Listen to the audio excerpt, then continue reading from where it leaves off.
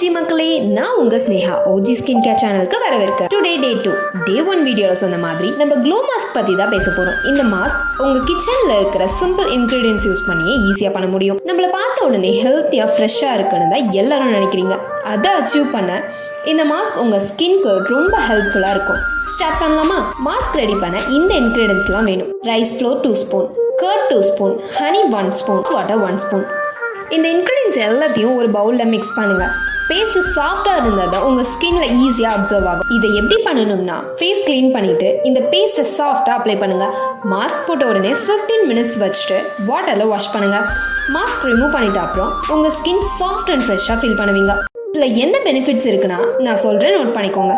Rice flour dead skin remove பண்ண help பண்ணும். Curd மாய்ஸ்சரைசராக ஆக்ட் பண்ணும். ஹனி நேச்சுரல் க்ளோ கொடுக்கும். ரோஸ் வாட்டர் ஸ்கின் பிரைட் ஆகும். அவ்வளோதான். இந்த மாஸ்க்கை ட்ரை பண்ணிட்டு உங்க எக்ஸ்பீரியன்ஸ் என்னன்னு கமெண்ட் பண்ணுங்க.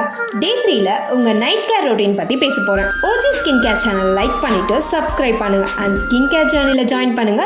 See you tomorrow.